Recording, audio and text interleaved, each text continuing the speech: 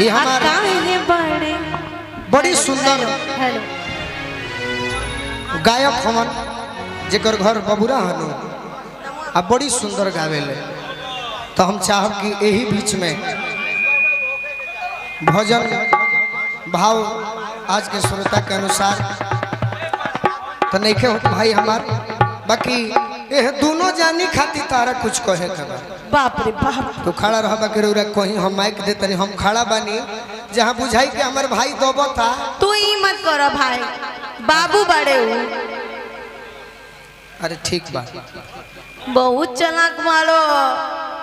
है के रे औरतिया के नए नए बियाह भय पति परदेश चल जाता रे। औरतिया बड़ा वियोग में बिया गलू भैया। औरतिया कहतिया का अरे औरतिया बैठ के बैठ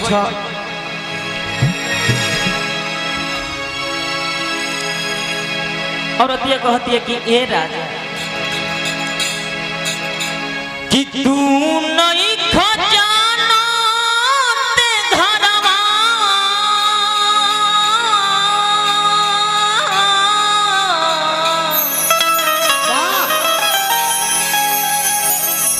ए राजा कि तू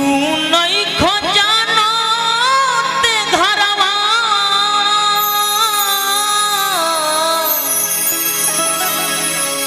अरे पानी कौन हाल में अरे जवनिया जियान करेला। यूट्यूब वाला भाई एकरा के बड़ा सुंदर शब्द में चढ़ावे के बाद इन्हें के लिख दी हम लोग ये देखिए गोलू राजा इस गायक का गीत सुनकर चौंक गए हुए हैरान। इन्हें लिखवा लो कि इन्हें में इनको हमने सपोर्ट किया दुलार दिया पे चौंक गए हैरान हो गए कितना अच्छा गीत है। एक बार इस भाई के लिए जितने लोग हैं ताली बजाया जाए। अरे जवनिया जियान करेला हर बोलमुआ बंगाल में म्यूजिक से लग जाता।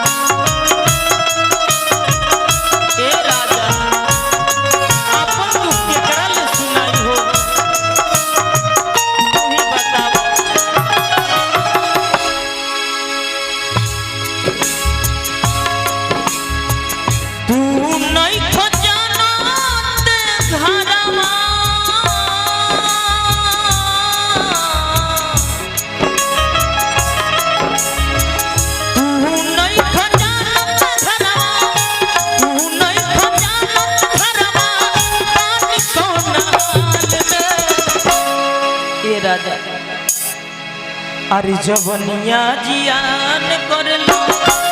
बोलमुआ बंगाल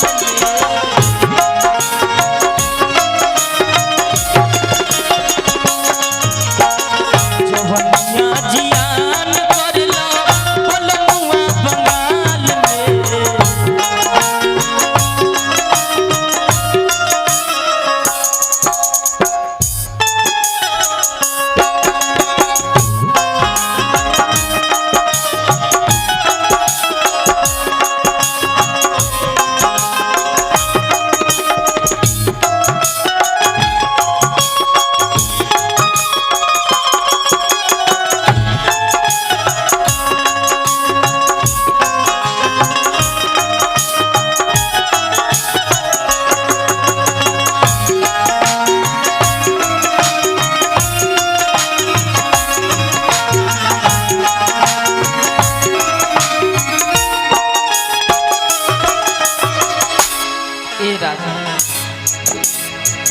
बहुत सारा पुरस्कार हमारे बड़े भैया गोलू भैया जरा हम लिख बचलीला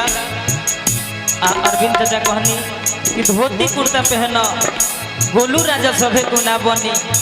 जूनियर गोलू राजा बन कहनी के एकदम चाचा और अतिया बहुत दिया मुर्गी के भाव बा जब जब जाइला अरे जिया प्रीति जिया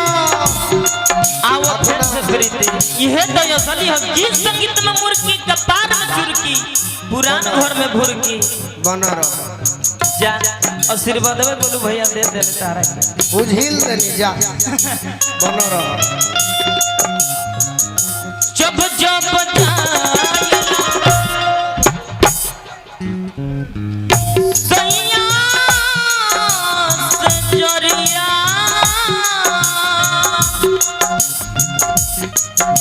अपने से सपने में खुले जला सरिया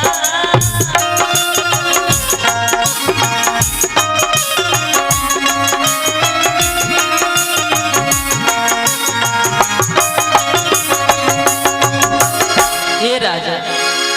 तू नहीं खो बुझ कौना हाल में बानी हो दुर्गा पूजा कमेटी के तरफ से हजारों हजार का पुरस्कार दिले बानी बार बार प्रणाम करते रहे आशीर्वाद की प्रतीक्षा रही जब जब जाइला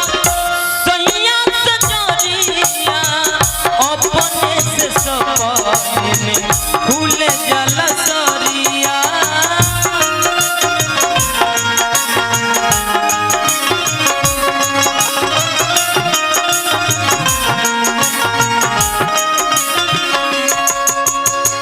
ये राजा कौन जंजाल में फसल बा बताओ फसल बारो सैया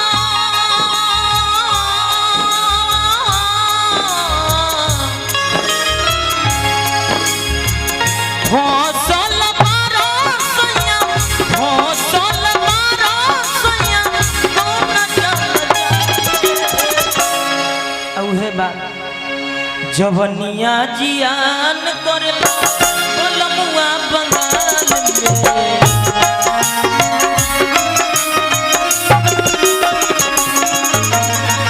जवनिया जियान करला बोलमुआ बंगाल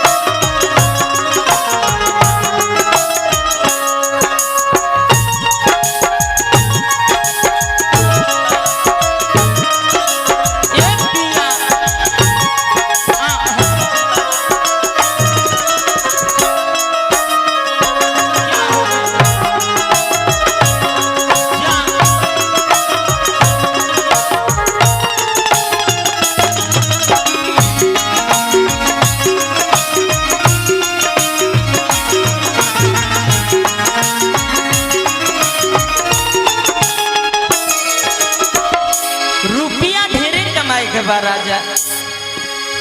लेकिन भरहू समय देवल कर रुपया कमाए देला सोनिया साल भर हो घर ही में रही तो गौतम सागर हो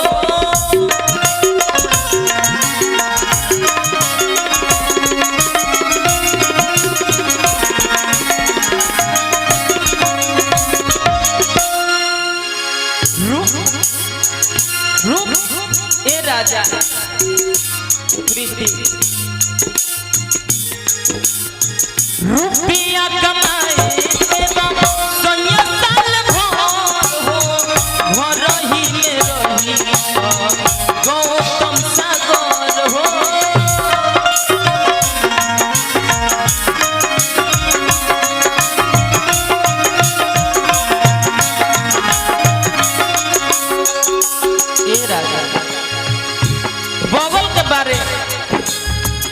गोलू राजा भैया उहो ताना मारा तारे खुशी ताना मारा तारी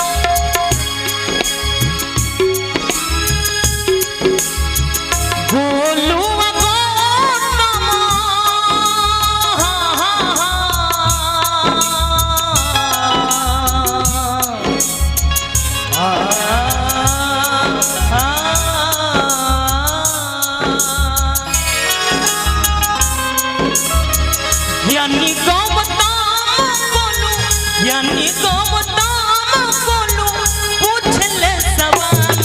अब ऊ है बनारसी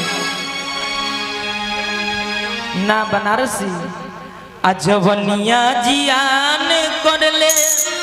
अरे बलमुआ